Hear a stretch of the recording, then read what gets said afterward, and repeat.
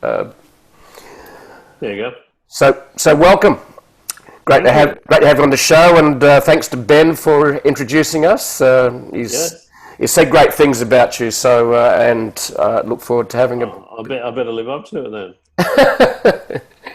Well, I'm sure we will. It's really just having a chat during these strange times. So it's really, yeah. Your voice comes through quite scratchy. I'm not talking about your physical voice, but the way it comes through the transmission. Okay. Just concerned whether that is how it gets recorded as well. I can hear it. I can hear it quite well. Yeah, yours is clear.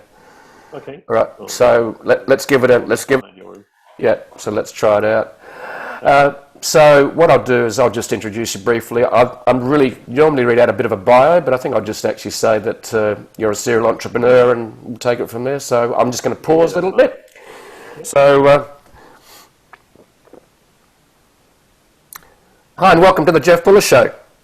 Today I have with me Mike Plener, and Mike is a serial entrepreneur and also works from Sydney, Australia, and originally from Denmark.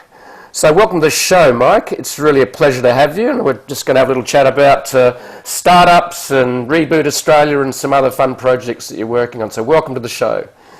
Thanks, Jeff. It's a pleasure to be here. I'm really happy you could fit me into your busy schedule, and I'm looking forward to what I know about a couple of tough questions from you. Well, I won't make them too tough. Just relax. It's okay. I'll be gentle. I'm not a brutal host, so we're not going to ask any embarrassing questions, but we might ask for a little bit of truth and a bit of fun and maybe a little bit of insights into what Mike's secret sauce is. So fun. Let's do it. Okay, so Mike, what led you into being an entrepreneur? It's not a gig for everyone, and this show is very much about what gets people started, what was the inspiration. So how did it all start? Well, it actually started when I arrived in Australia. I have a penchant for extremely poor timing in my life. So I arrived in September 1990, which is about 3 months before the Keating declared the recession we had to have.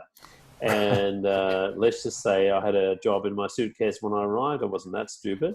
And the job had evaporated within 6 weeks of me arriving. And that was, and City Morning Herald shrunk from two fat sections of jobs every weekend to one section to another section. And obviously 3 months in, the newly arrived silly immigrant that put everything in a 20-foot container and sent it over the seas looked at that going, that's not going to work. And so I started a business, which is certainly a resilience forming exercise when you start a business in the middle of what did become a fairly decent recession that took the country on a bit of a downturn for a period of time. I guess I've always had the entrepreneurial blood in me. So I started my first business sort of when I was still in high school. My dad was an entrepreneur. My grandparents on both sides were entrepreneurs. So yeah, sorry, it's a disease that has been inherited. Okay.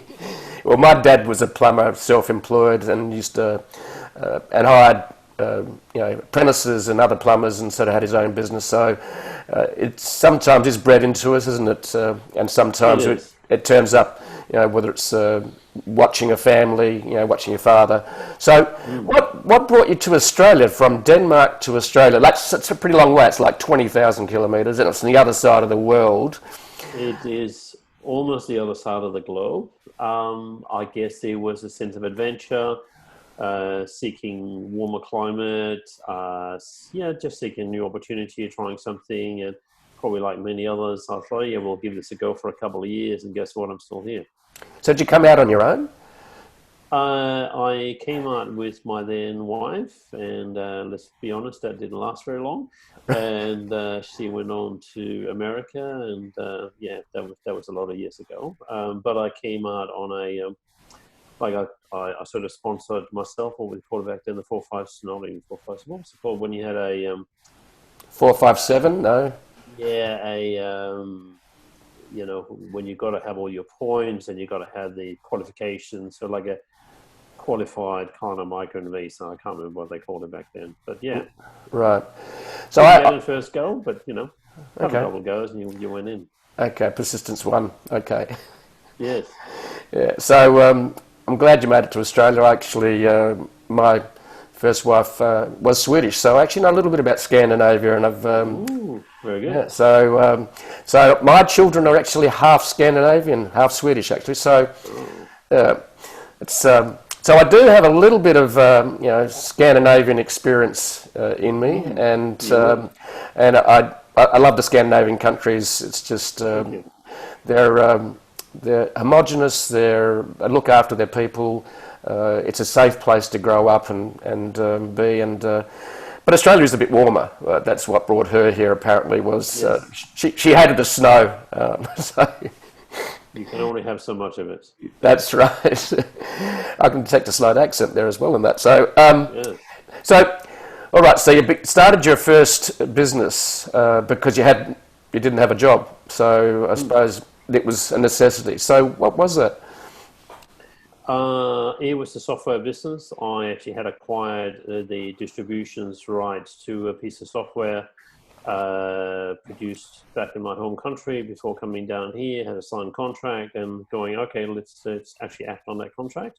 And within a year, it was beginning to look like a real business with real revenue and all that kind of stuff. Got some pretty big client names on board within a couple of years. Unfortunately, the software technically didn't live up to expectations, and I had to what I think in modern day terms is called pivot. And so we pivoted the business and going, okay, let's do something, slightly different.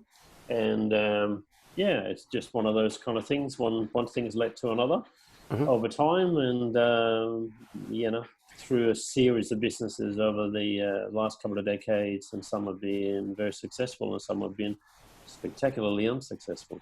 Mm-hmm. Well, welcome to the entrepreneurial club, isn't it? It's yes, it is. Yeah. It's a journey of starting, getting knocked down, getting back up.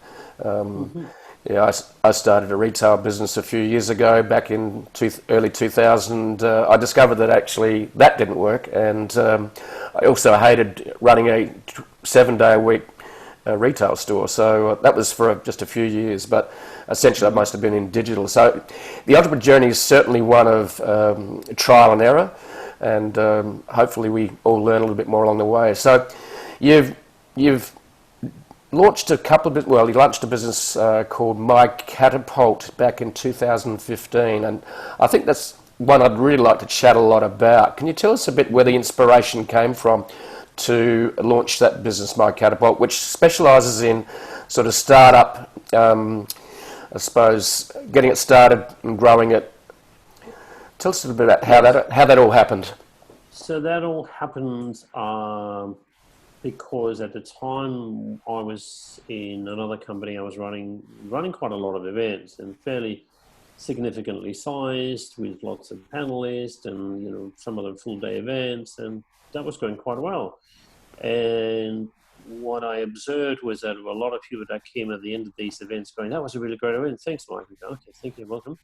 And what do I do now? I'm going, "What do you mean, what do you do now? We just had an hour or day or whatever it might have been worth of all these top experts telling you everything you need to do. Yeah, but I still don't know where to start." I'm going, "Okay, come in and see me." And you can only hear that so many times until you get to a point where you're going, "Oh, bugger. There must be a business in here." So literally, this was not a case of, if you will, divine inspiration or had this idea in the shower or scratching on the back of the napkin, but it's like when enough people tell you that, "Hey, could you please do this for me?" You go, there is actually a business right in front of you. And as fate would have it, I had probably 18 months before that started a program which came out of the events business, started a program around exiting business owners. So imagine someone's been running a business for 20, 30 years, whatever it may be, and want to exit, want to sell it. And what we realized, me and a bunch of other people, is that a lot of these businesses, quite frankly, were dilapidated. And so we put together a whole program. We went for 2 years to basically do everything that starts with rebranding, business structuring, everything else inside that business. And all the advisors across Sydney and Melbourne were very excited. They want to get on board. They want to be part of this thing. But guess what? All the business owners out there that have been running a metal mat fabrication plant somewhere in Western Sydney going, nah, I just want to die in here kind of thing. And we're going, this is kind of weird. And I actually personally ended up speaking to just around 100 business owners from Sydney, Melbourne and Brisbane area across a 6-week period, because I was like, this is kind of weird. Obviously, I don't quite understand the target market. And I remember a call at the end of that where, because it was literally the last call I did, and it was on this lovely guy up in the Brisbane area. And he says, it's a brilliant program you got, Mike. And I go, oh, finally, somebody wants to come on board. This is amazing, right? And he says, but it's not for me. I'm going, what? He says, no, it's not for me. He says, Mike, if I join your program, if I sell your business, sell my business, someone's going to go to jail. I says, what? What do you mean? He says, look, mate, me and my missus, we're not getting along anymore. So either I'm going to kill her or she's going to kill me. But it can't be any other way. I'm going, sorry, sir, I'm sorry to hear that. I'm sort of just hang up as quickly as you can, because like, oh, get me out of here. And at that point of time, I literally took the whole business plan, put it in the drawer, going, well, that's obviously not going to happen. So we canned the whole thing. So fast forward 18 months running all these events with quite young entrepreneurs, and they all coming and say, hey, what do I do? I'm going, hang on a bit. We actually got the whole program. It was already designed. We spent 4 months designing this, like just in the design phase, building all the elements, building all the coursework. And I'm going, hang on a bit. We just changed the headline on each of these sticks of bits of paper and all the PDFs and whatever not. And guess what? The program that we now been running in Catapult for the last 4.5 years was born. And that's really how it all came about. And, it's been a very, very interesting journey since then.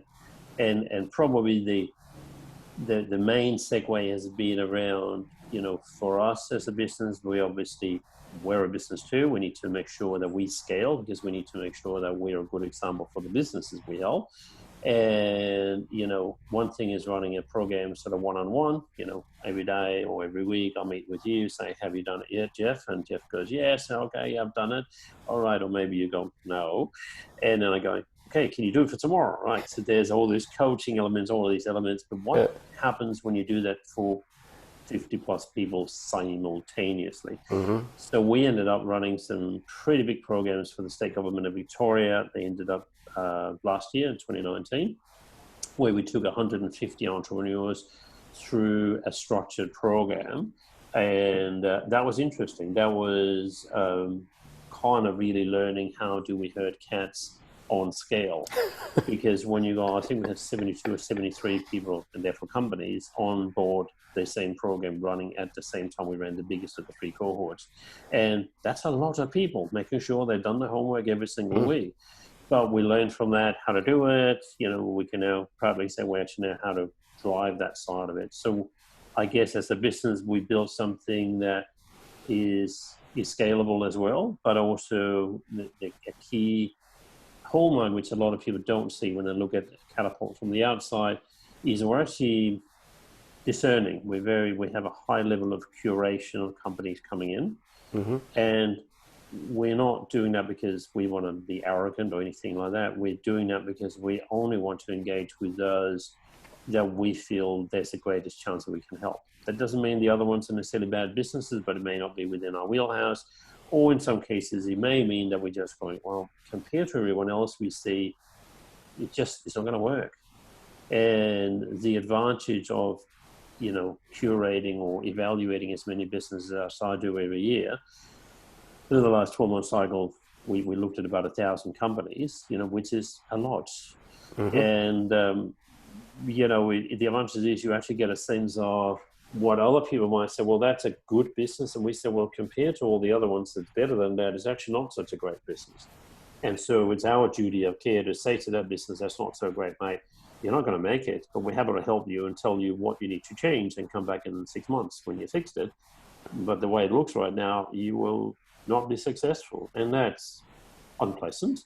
But I think it's something we, from a ecosystem, society, whatever you want to call it. It's our duty to tell people early on, instead of, oh yeah, mate, it's going to be amazing. Yeah, it's going to be good. And we're going, oh, it's never going to work. Which unfortunately is what a lot of, advices out there they will do. And so I'm not always the person they want to speak to, because I will actually tell them the truth. Mm-hmm. And that's not always that pleasant to hear, but too bad. It's just like, the sooner we start on the right journey, the sooner we have that pivot, tweak, replanned, whatever it might be they need, just the better we're off, or the better they're off. Mm. So you're essentially curating the people you want to work with, and you're telling them news they don't want to hear. So what are some of the key elements that you are looking for when you're actually looking for a business that you think can be successful? What are some of the key elements? Couple of the key elements is, and I mean, some of these things are certainly neither controversial nor unique. I guess what we do is we put them together all at the same time, and that's probably unique about what we do. So one of the first key elements we look at is the market you're in, not the overall market, but the specific market that you're selling into. Is that going gangbusters, or is it going so-so, or is it actually going down the hill? Mm-hmm. Give you an example, a lot of people are going into, say, fintech businesses, and we're going, fintech is lovely, but it doesn't work. And why it doesn't work is because if you look at the profits of the 5 biggest banks in Europe, they have, I think, divided them by 3 or 4 in the last 3 years. And I just saw a report a couple of days ago that they expect them to hit 0 in the next 12-month cycle. So in other words, the banking sector globally is in steep decline. The reason people think that fintech's a good idea is, but the numbers are huge, man. There's like trillions of dollars. And if we just get 0.01% or something like that, we're going to be rich. And so they go into this, instead of fixing a problem that really is broken, they just go in with the sort of the greed gland sort of all tuned up and go, oh my God, it's going to be huge. And that just doesn't work. So one of the unique things, and this sort of leads into the next kind of unique factor, is, we look at why the founder is there. Is their heart in the right place? Mm-hmm. Are they really, truly passionate about this? Do they actually understand the problem? I was just chatting to a girl yesterday for about 5 minutes. She's in Tankstream Labs here where I'm sitting, and she runs an addiction curation kind of business, as in helping people cure their addictions. And I says, what got you into this? And she says, I've helped my mom for the last 30 years through heroin. I'm going, wow. Hell. Exactly. Wow.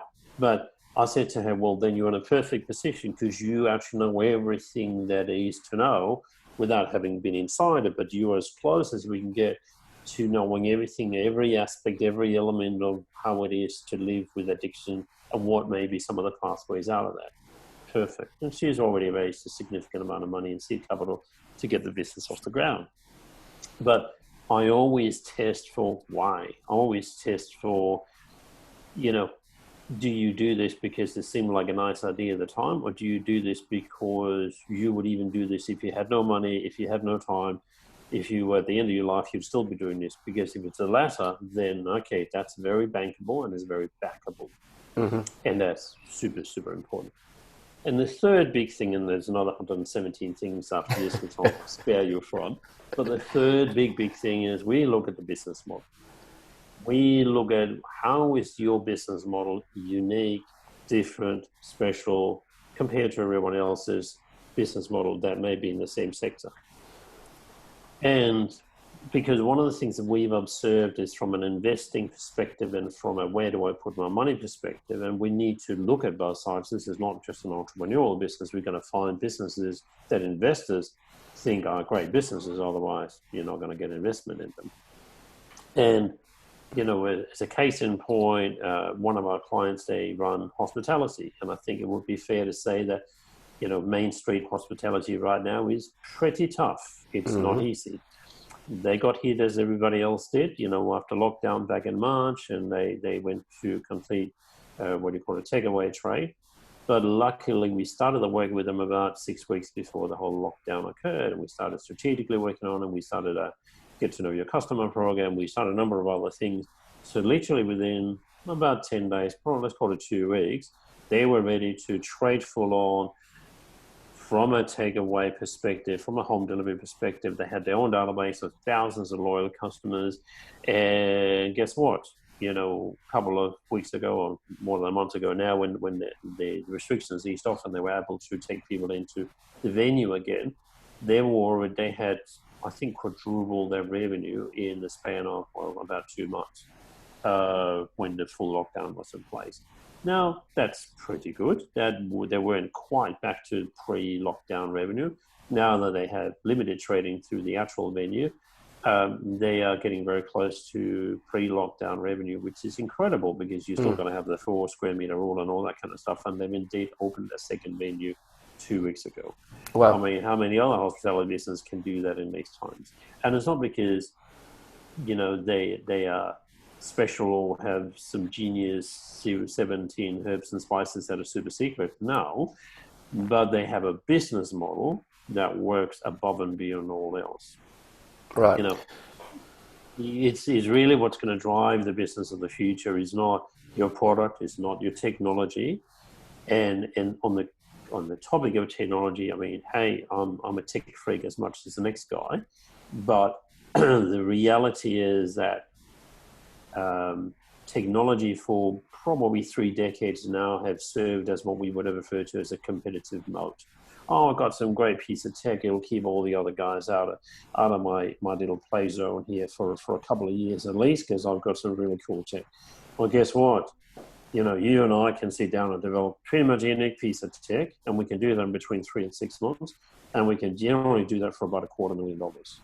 You know, when I ran a tech business 20 years ago, part of starting another one, we spent a couple of $1 million, excuse me, to get our base product up and running.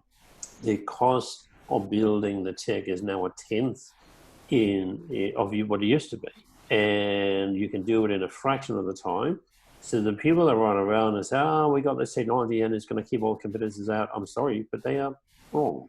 It's not going to work like that in the next 2 decades.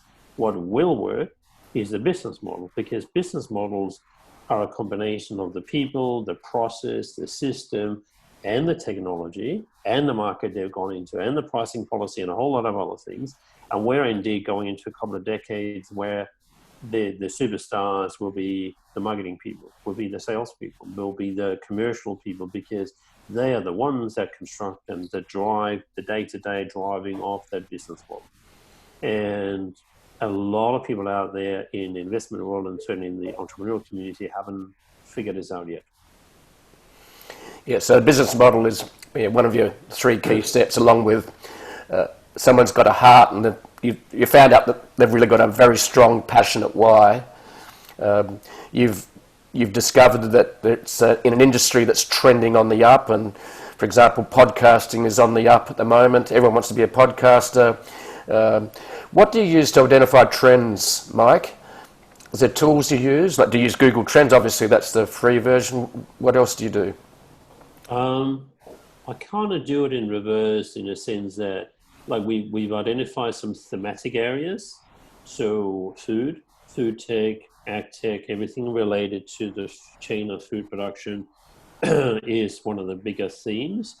Now, why is that so? It's because, first of all, there's a ridiculously fast-growing middle class across BRIC countries, amongst others, and literally with hundreds of millions of consumers that demand higher quality and are willing to pay a higher price. Mm-hmm. And because also in food we've seen both diversification and premiumization. Like, you and I can go to Coles right now, buy a salami for whatever, $29.95 a kilo.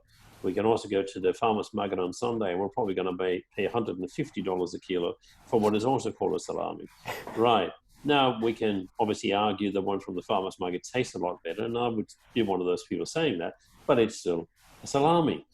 And so that's what we refer to as premiumization. There's very few industries actually where there is such a wide gap across premiumization, where you can maybe fetch a 5x price premium for something that actually has the same ingredients in it.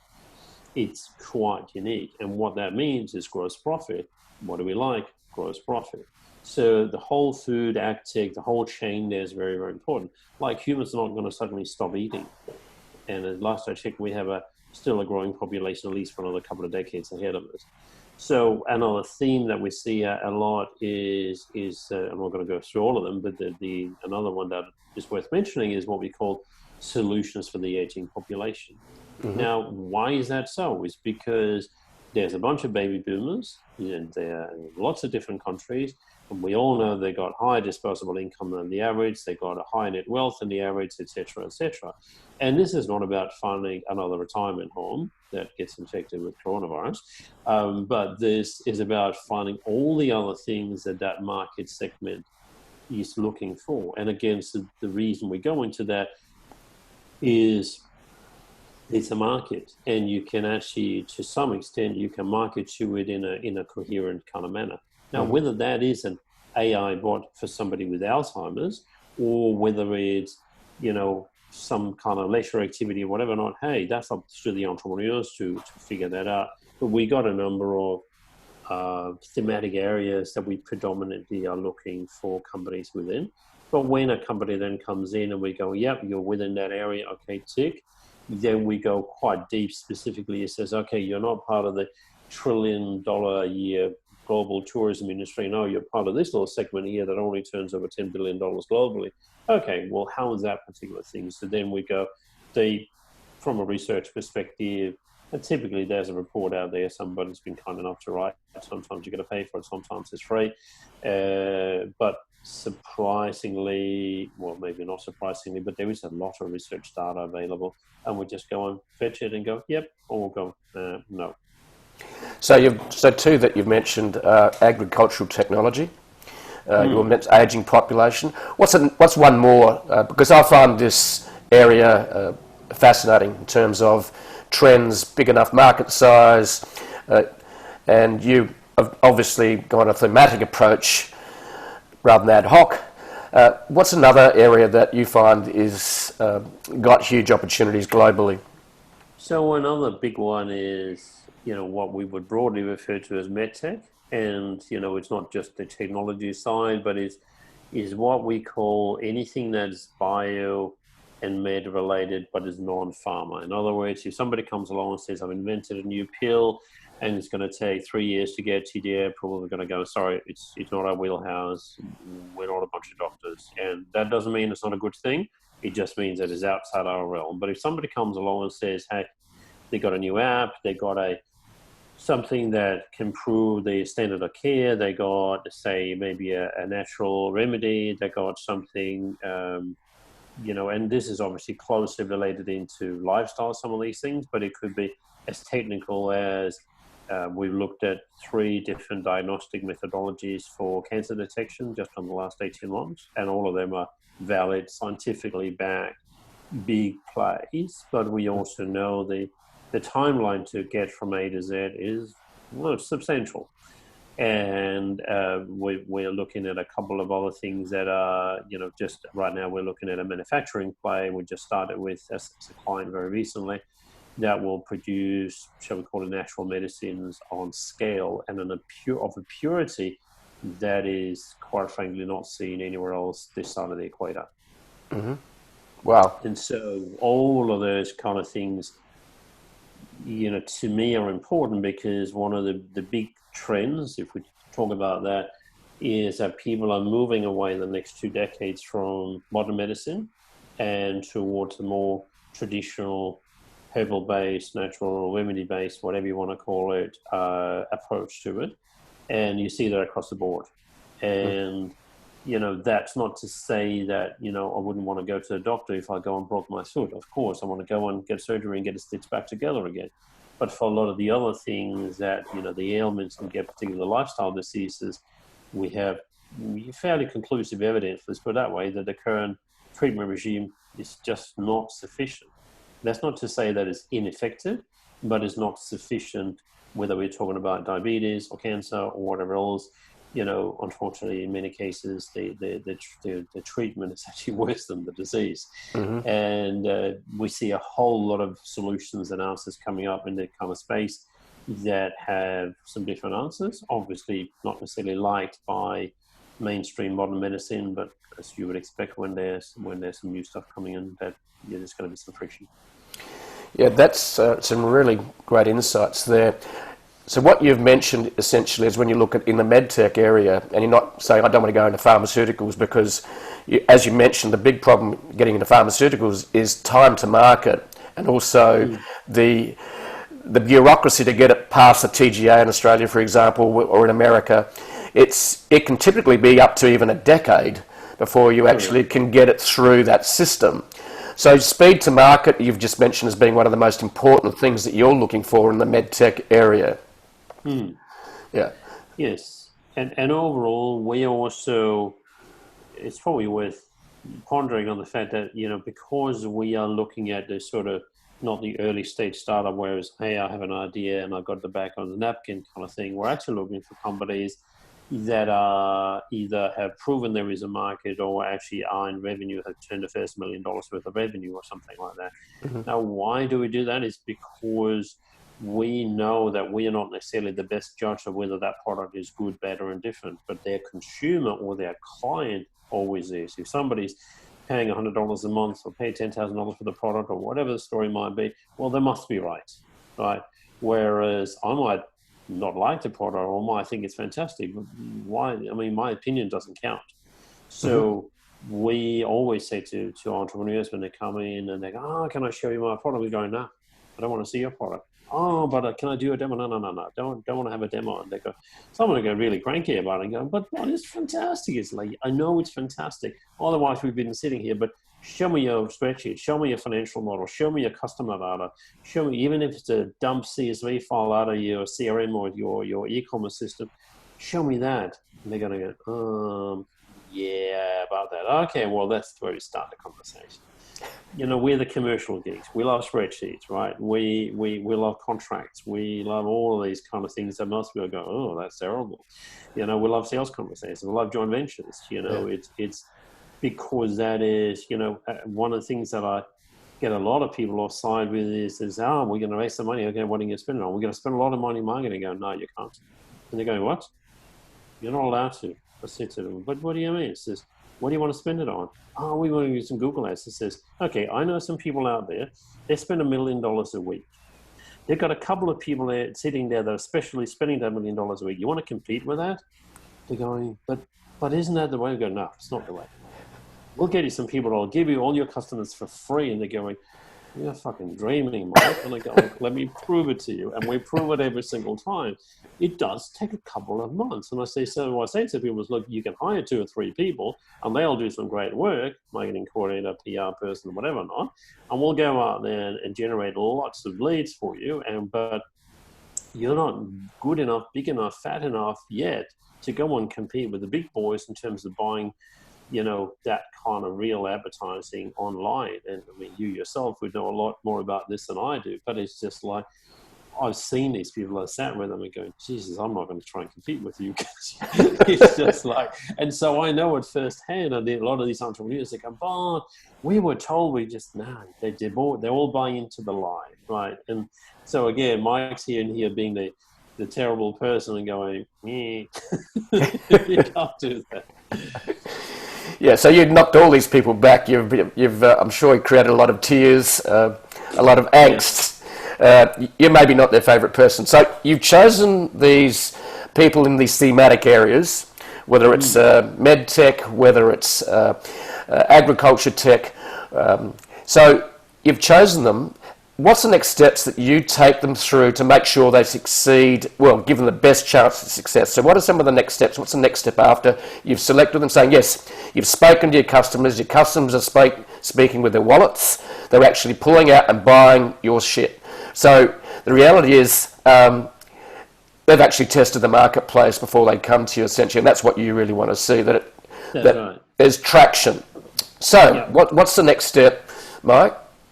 So the next step is, and these are not sequential, so instead of maybe next steps, they the 17 steps they need to happen simultaneously after they go, okay, let's go, is first of all, we need to build or tune the machine that currently creates revenue, so it creates a lot more, and so it creates more revenue on more autopilot, because a lot of them are completely stuck inside the engine room building revenue, which is good. We want that, but we need to extract some of that business owner's headspace out of there and actually get back up to strategy. And the other thing we start working on is systematizing, structuring, process orienting the business. We want everything to be a little machine or a little flywheel or a little handle. They can just crank the handle and another dollar bill comes out the other end. Now, why do we do that? Is we know, there's a lot of, research on this, that a business that is attempting to scale without having proper systems, processes, and procedures will invariably fail. Or if not failing, it'll certainly hit some really tough times, simply because the machine you can't just hire more people that all of them don't know what they're doing. That's a recipe for disaster. And the third thing we start working on in that same first week is, okay, let's get you some capital. And so that's a process that takes time. The act of finding the investors is not hard. We can all just go on LinkedIn, type in the word investor. I'm sure we can find tens of thousands of people, and some of them will even accept our friendship, and off we go. The problem is that it's, to get an investor on board your business, it's the know, like, and trust. Mm-hmm. And that takes time. And a big part of the trust building is by every couple of weeks sending a report that says, hey, guess what we did in the last 2 weeks? We built more revenue, we created more joint ventures, we hired more people, we built a bit of mousetrap. Please give us some money. And you keep saying that. Eventually, when you call them up a couple of months later, oh, you're the silly guy that sends all these updates. Actually, it's looking pretty good. How's business, right? And you now build some trust, you now build some likeness with them, and it actually makes it easier. And so those are the three key things. They're not necessarily steps, but they're just the three key areas that we start working with the first week after somebody starts with us. Yeah.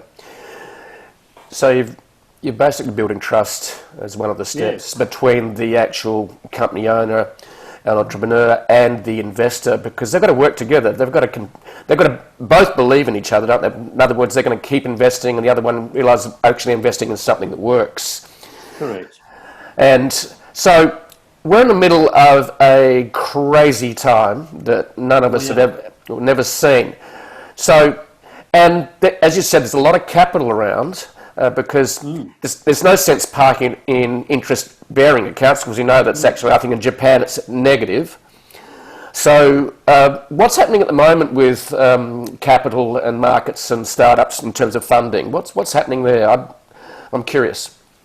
Well, if we take a step back from that, so when the lockdown started taking effect back, what is now 4 months ago, then, I started calling people and going, hey, what's going on, kind of thing. And you sort of check on your clients, you check on prospects, you check on people in the industry. And what I came to realize very quickly was the fact that there was no such thing as the new normal. Everybody talks about, the new normal. The new normal does not exist. We should scratch that out of the dictionary and shoot everyone that says it's not going to work. But the reality is that people are either going gangbusters because somehow they have a counter-cyclical or contra-cyclical kind of business, and which means that when everybody is catching a cold, they're going, oh my God, we're waiting 16 hours a day just trying to do customer fulfillment. Or they're the opposite, they're literally trying to go down the gurgler and fighting for their life, or trying to figure out, and some of the conversations I had was like, Mike, we've never seen this situation before. We're running a bloody good business for 15 years. Do I fire half my staff or what? I'm going, have you talked to your lawyer yet? Right? It's just like a lot of these really, really tough decisions. I spoke to a friend last night. He's done 39 corporate restructures in the last 3 months. Wow. 39. That's insane. Right. And it's just like, and that's just the order of the day. And so, in terms of where the whole investment market is up to is, I think it's fair to say everybody took their foot off the gas March and April. understandably so. And we also advised them to please just take the foot off the gas for now and let's figure out what's going on. But from May onwards, in particular, as we came into June, everyone's back in the market because investors realize that this could be the time of their lives. Indeed, as the guy that I'm meeting right after this said to me a couple of months ago, Mike, this is a once-in-a-lifetime opportunity. I'm doing everything I can to look after my investments because I will never see this kind of opportunity again in my life. And I think I see that echoed, or I hear that echoed from a lot of investors, a lot of investment resources that, yes, we live in interesting times, but actually that interesting times creates enormous opportunity. And so it's our job, I guess, as being the pig in the middle, so to speak, to curate that so both sides get what they want. Investors get amazing businesses they can invest in. Entrepreneurs get, supportive capital from patient investors that are willing to go the long journey. Because the thing we don't know about right now is exactly how long. I mean, I can give you some pretty firm predictions on when we're going to be out of this crisis. Your business may not like it. But it's like, we certainly have, clear signs that the bargains are there. What we just don't know is, well, when are we going to get out the other end? When are we actually make the sell order again on these kind of investments that are going into now? And I mean, back to that, fateful Sunday in March when I was sort of going, someone's going to do something. That was why I started Reboot that we sort of talked about just before we got onto this call. Yeah. And we'll get to Reboot in a minute. I think that would be... this area, we're in the middle of winners and losers because there's so much change. A good friend of mine, she has with her brother a blinds and shutters business for homes and commercial, and she started doing 50%. When this all hit, she was doing a 50%, 30% reduction in sales because she said my sales staff might not be able to get into the home, we might do measurement. So anyway, fast forward 3-4 weeks, she's doubled revenue. Everyone's gone home, looked at their shutters and blinds, their homemaking. She's doubled revenue. She cannot keep up with sales. She started a manufacturing industry, wholesaling as well, which then raises a whole new area of opportunity as well, in that global supply chains are being threatened. And so there's opportunity in local manufacture, which Australia is actually not one of the world's leaders in the developed world. In fact, I think we rank last on that from my last view of the data. So she's started wholesale. So her predictions of doom and gloom, she's one of the winners, and her and her brother. And they cannot get production ramped up quick enough. They're actually putting in a mezzanine floor. They're growing so they can actually do more production. Her and her brother are having little fights because he's in charge of production, she's in charge of sales. So it's just trying to deliver and keep the customers happy. But it's fascinating to see, the winners and losers out of this that no one could have predicted because, look, everyone goes home. What are they going to do? Well, the alcohol sales are definitely up, so there's obviously a lot more drinking going on. But people are actually doubling, and I've spent more money on my home. So it's who could have predicted that?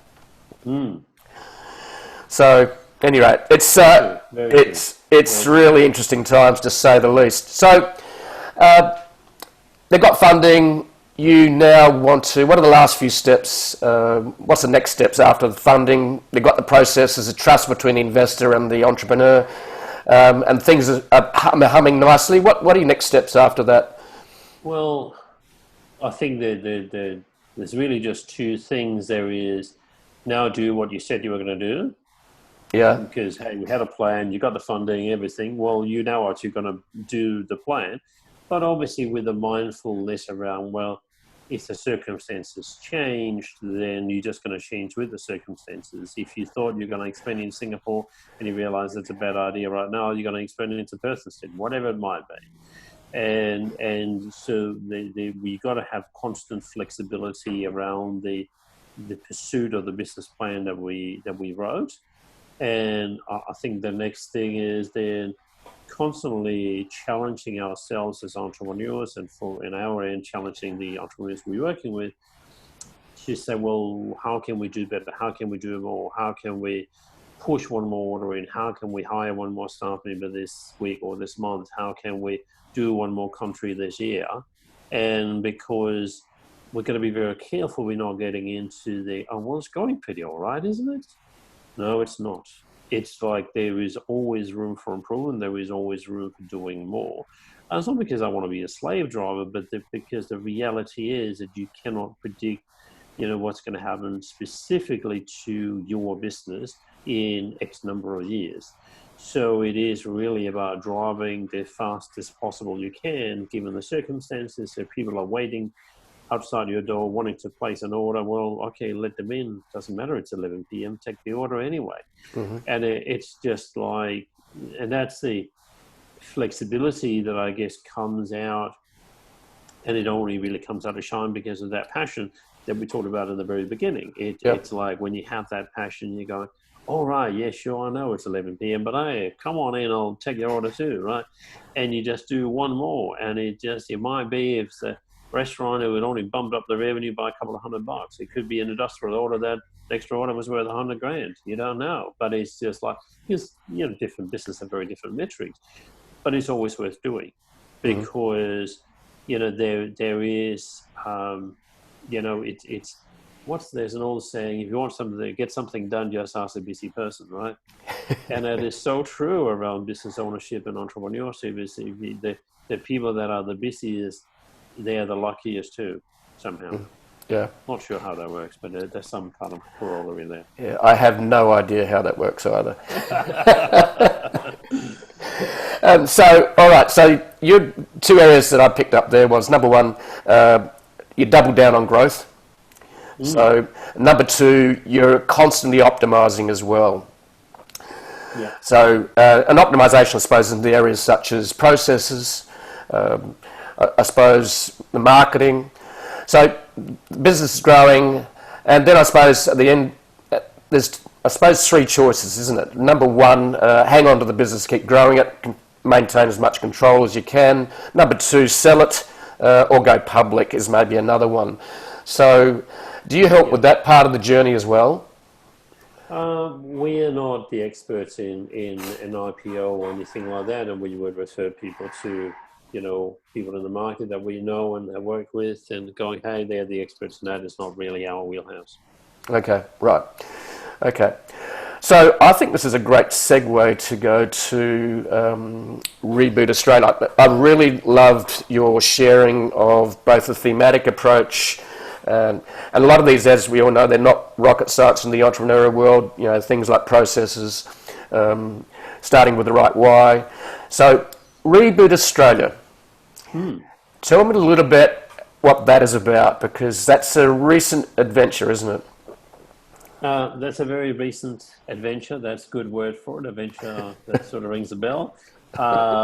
I mean, in simple terms, it was just a silly idea from me. They're going, hey, what about we could help all these people that are suffering right now? And, within a couple of hours of having that idea, I'd obviously drawn all the business plan and the financial model and everything else, and going, we can't actually do this on our own. And because I realized the enormity of the problem, like we're talking about tens of thousands of businesses that need a hand up.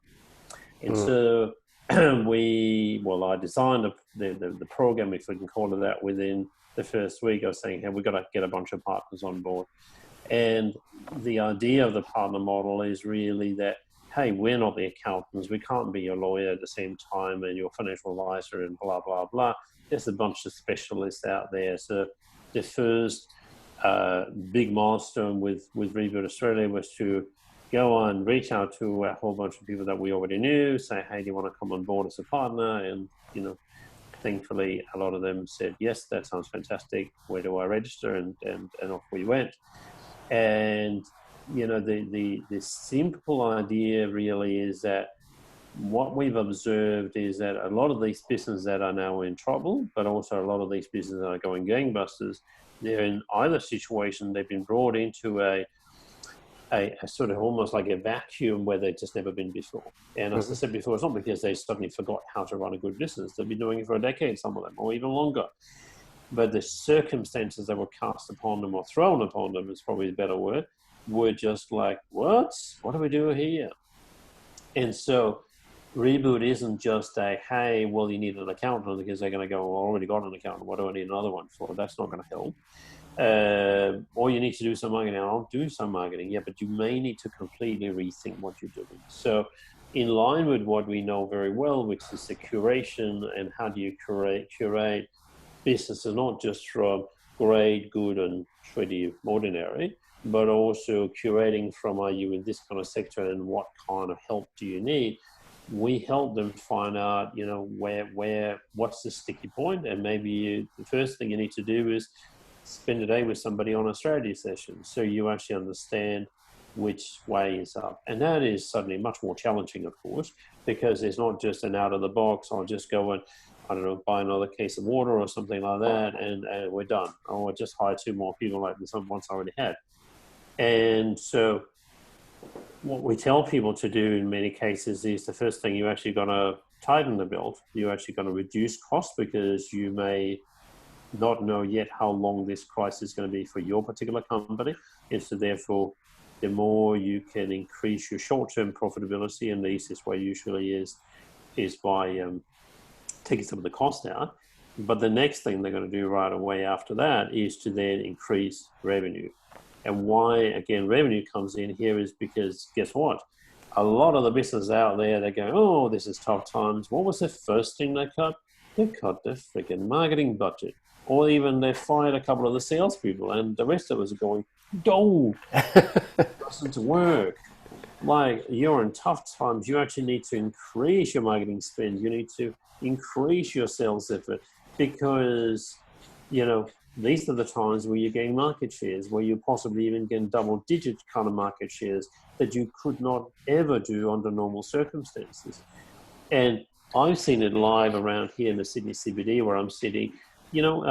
Probably about a handful of cafes chose to stay open in the midst of, the beginning of the lockdown back in March and April. And I'm sure they did not trade amazing revenue. But I'm also very certain that those people that came every day there and got their coffee or got their lunch were thankful for the loyalty they showed their customers. And I'm very certain that the loyalty is paying back with massive dividends right now, because those are the cafes that have still got queues outside them, now that lots of people are back at work, whereas the cafe that's 100 meters down the road is completely empty. And that's a simplistic example of what actually happens when you reinvest it during a time of crisis of this kind here. So Reboot Australia, is that a benevolent model? Is it? Yes. So you're putting profits back into the business to help those thousands of businesses struggling. So you've built basically, you've approached a lot of partners, and you've said, okay, we need to provide support for businesses in a whole range of areas. I suppose saying lawyers, accountants, marketers, strategists. So if someone applies, look, you get people to apply to Reboot Australia, don't you? Yes. So what happens after that? Well, what happens after that is again, we use shall we call it, our curation technology, and which is, so far we stood a couple of thousand evaluations, and we find out, okay, well, what's the case? Where do we see that you need some help, in the first instance? And obviously the pathway from there is completely individual up to that business. It could be they're going, hey, just need to get some resources, light touch, just let me watch all the videos and whatever not. We go, that's fine. It could be that they, hey, you just give me a day's worth of strategy session with somebody that can do that, and then I'll be off on my merry way. And other people want to have a long-term solution. We see that as we're there almost like, I'm not quite sure there's a word for it, but we internally refer to it as a concierge function. In other words, hey, this is what it appears that you need first. And off you go and talk to the marketing guys over there. Let's see how you go with that, and come back to and speak to us next week, next month, depending on how long that takes. And if you feel you're on the right track, okay, done. If you're going, yeah, that was only part of the puzzle, okay, what's next? And so there's a sort of layering of functionality. It could be they need a business loan, and again, it's not like they couldn't just go to a bank or a financial institution. There's just Google. You can find lots of those. But I guess our inside ability is that, but we know that if you go to these guys over here with your particular circumstances, they will probably be more likely to give you the kind of loan that you want or need. And so we are just basically sharing ours and our partners' expertise and kind of how the world works. And why that's important right now is because a lot of these people that are coming to a place like Reboot, they're going, it's not like I'm stupid. It's not like I don't know how to run a business, but hey, I've been thrown into a situation that I just don't know how to fix it. And that's where our expertise and that of the partners that we have, they're going, oh yeah, we seen one of those before, because they see volumes of that. They see volumes of all of these kind of cases, so to speak.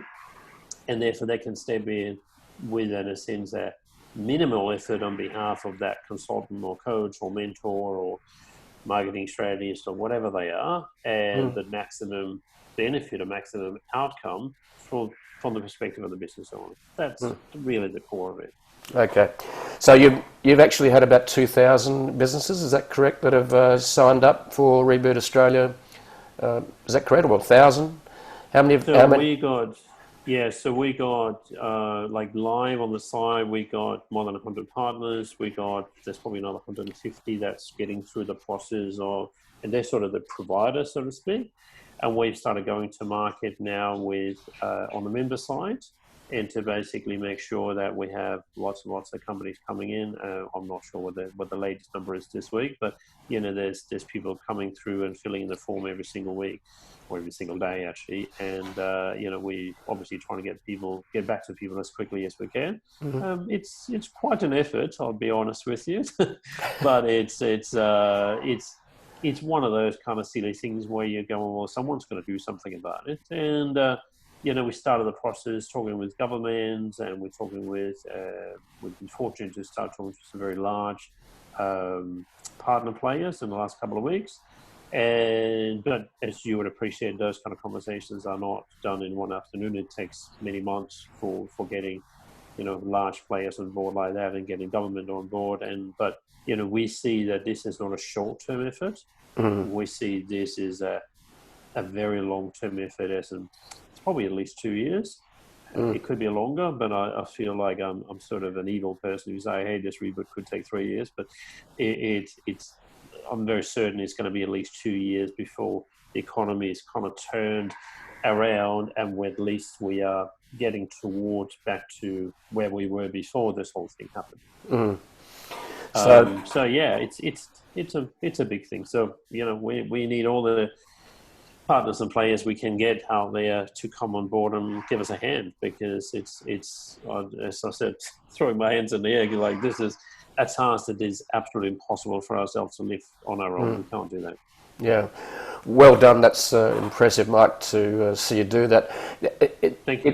It's really something that's necessary. I've had a look at the site, and Ben Perry, of course, Ben introduced us, which is great, and Mike J from Queensland's helping out, I believe. So yes. There's a bunch of different partners. So you had to build a website pretty quickly. How long did that take to build the Reboot Australia website? I think the first version of it was done in about 10 days, and I think it's fair to say that it wasn't quite perfect, but hey, that's what happens when you have something in 10 days. Truth be known, we're still fiddling with it, and I think as it is with any other website, you actually never quite get anything finished, because you always have another idea. We're building a new landing page, we're remodeling the homepage, etc., etc. But we got the first go of it up and running pretty quickly, and as there always is when you've got a bunch of people that are maybe not that technical, including myself, there's a few technical things that you go, oh, that didn't quite work like we thought it was going to do, and suddenly the 10 days took a lot longer. But at least we got something up there. We could start engaging with partners and with people and say, hey, we've got something. Congratulations. Done is always thank you. Done is always better than perfect, isn't it? So yes, that's the entrepreneurial rule, 80-20. So you've talked about the length of time you think it's possible, and you've mentioned 2 to 3 years. Yep. I've been watching a little bit of Ray Dalio, the famous, one of the richest men in the world with his hedge fund, and he's used a term called the lost decade, which is an interesting term in that I think what happened in the 1930s. I think by the time people get back to what it was before, he says there's a decade lost. Yeah. But I suppose the pain. So what you're calling, say, 2 to 3 years? Tell us a bit more about your thoughts on that. Well, I guess part of it is because it seems to be a very unpopular thing to say. Hey, it might be 10 years, so that's why I'm trying not to say that. But the reality is that the recovery will be extremely uneven. And so if you think about the recovery in certain sectors is already well underway. The recovery in other sectors, simply because of the time it takes to build infrastructure and so on and so forth, is going to take 5 or more years. I mean, we have, and you touched on it just 10 minutes or so ago, that we are at the bottom of the OECD nations in terms of manufacturing index. We have the lowest level of internal or domestic production across all of our peers in the OECD. No doubt there will be some people that are going, well, we're actually going to do something about that, but you don't just build a new factory in 2 months and then start bringing on production for something that we never produced locally before. It's not going to work like that. It's going to take years to not necessarily repatriate what we had offshore, but to build new industries that will be successful in manufacturing, because this will be a unique opportunity for us to go straight into a newer, more modern version of manufacturing, produce top quality goods. It doesn't matter what sector we're in, that lots of people across the world will want, but it's certainly not going to be an overnight situation. I mean, we're working with one company in manufacturing, and I think they're expecting they will take them 18 months to build the facility once they have the funding. It's like, so we're hoping that in 2 years, right, we'll push that green button. It's like, whoa, that's a long-term plan, right? Yeah. And I think people forget how long this thing takes. I mean, this is very different from starting, say, a software as a service business, where once we finish the programming of it and we've done some digital advertising, we might have our first client within a week or even within a day. It doesn't work like that in all industries. So I think the first thing to be aware of is that the reboot of the different sectors of the economy is going to be extremely uneven, and it's going to come back to what I mentioned at the very beginning. Based on our business model, some will succeed and some will fail, even within neighboring premises in the same sector. Yeah. And yeah, sorry, go on. Yep. There's that, and I've had discussions with other entrepreneurs regarding. We all rushed to, outsource and offshore a lot of what we did. So and what we did is we went running towards what we call low-cost labour countries, such as China and such as India. So, but we're in the middle of a huge digital technology shift, which has been going on for decades, but it seems to be accelerating as the intersection of technologies makes new inventions possible and new ways of doing things. So, how do you see bringing back manufacturing to countries and getting control of their supply chains and manufacturing? How do you see the role of things like automation versus low-cost labour playing out? Because automation, and I was talking to a mate, a writing buddy, and he said that he went out to a Western Sydney glass manufacturing company, the size of a football field, and there were 3 people on the floor. Yes. So where do you see the role of automation versus, cheap labour playing out over the next decade? I am very certain we're going to see a lot more automation than we ever have. And, there's no chance for us as a country to compete with cheap labour. I don't think there is a political will to drop the minimum wage down to $12 or $14 an hour. We may, from an economist's perspective, it's kind of what would make sense. And again, but that's a very unpopular opinion. And the reality is, though, is that our current minimum wage is too high to get most of the people that are out there unemployed and unskilled to ever get them in a job. And that's a legacy of unions. There's a legacy of a whole lot of other things that just the way it is. And instead of crying about it, we're just going to go, well, if we assume that is actually how it is, and we as a country go, no, we want to keep the minimum wage where it is, well, that then puts some constraints and borders and boundaries on what we can actually do with it. And we're going to see automation, not just in manufacturing, but say in agriculture. You already see now you've got drones spraying, you've got drones picking in harvest, you've got all of these kind of technology things. Why? Because they can actually do a better job at it than humans, and even better, say some, crops, want to be picked when it's cool in the middle of the night. It's not very pleasant to be an agricultural worker at 3 a.m. in the morning and you can't probably see a thing, whereas the drone doesn't care, or the robot, the unmanned vehicle doesn't care about that. So that in every sector of the economy, you're going to see lots and lots of automation stepping in, and which creates the need to have a conversation that, again, there's not a huge amount of political will right now. Well, do we actually need to introduce some kind of living wage? Because otherwise, quite frankly, I don't know how we're going to pay for all of these people that are just here. And we're not going to suddenly upskill everybody, because you can't force people to get upskilled. You can't force them into education, even though the government's been trying for a couple of decades with their incentives, and it doesn't work. And so therefore they will forever be upskilled, and well, you got to do something. You can't let them die on the streets, can you? Well, you could, but again, that's not political will to do that. Yeah. So, we are needing to really challenge a lot of the status quo around how we run the labor market, how we run industrial relations. I mean, there's been lots of talk in the media in the last couple of months that now is the best time ever to actually give the current silly industrial relations systems the boot and start over again and actually do something that might actually work. I don't have the blueprint, by the way, in the pocket for what that will look like. It's not why I'm saying it, because I don't have a political agenda, but I'm just observing that there could be lots more people in work if we didn't have the strict rules around how that looks. And, I think a lot of these, shall we call them holy cows, are up for being slaughtered. Yeah, I totally agree with you. So we have a lot higher minimum wage than even America. I think in America the minimum wage, for example, sits as low as $7 an hour. That's poverty line. Yes. It's about 10 or 11 Australian or something like that. Yeah, that's right. And there's the other term I came across, which is both political as well as entrepreneurial. Don't waste a good crisis.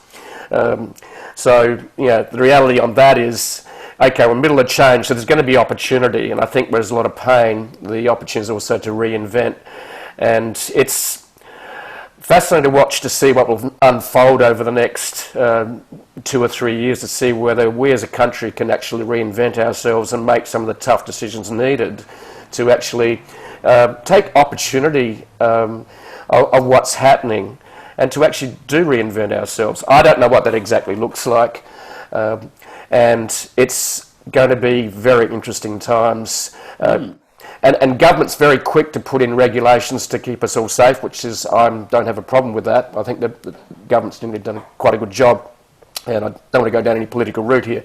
But the reality is, I think the real testing time is to see when will regulations be lifted, and what will the government make? Will government and society make the changes needed to actually to grow out of this? So, yes, indeed. The other area that fascinates me too is Australia as a developed country, and also as a country with some smart people and a very good education, very good health system.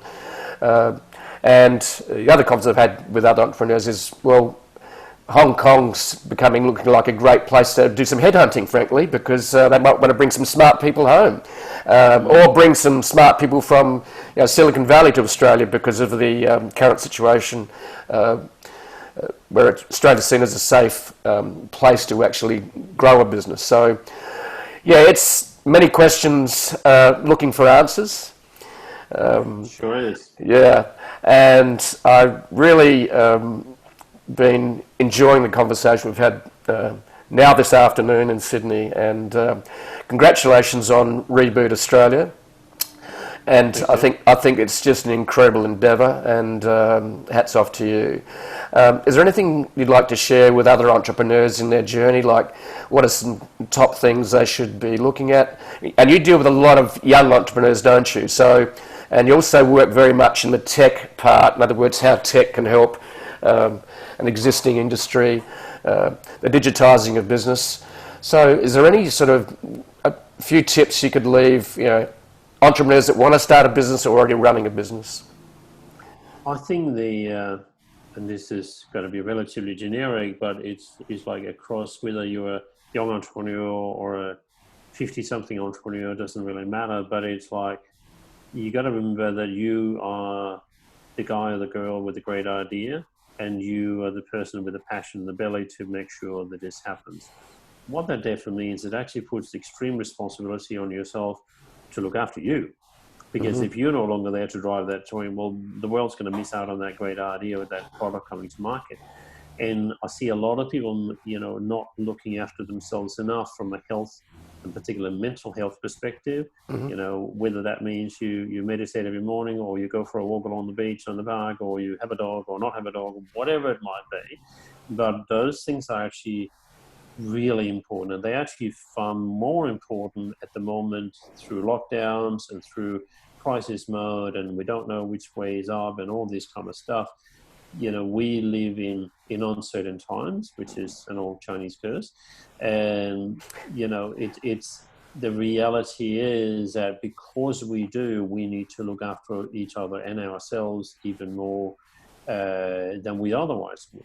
And I think that is, particularly as entrepreneurs, is really, really important to do. Doesn't matter what you do, doesn't matter what kind of business you're running.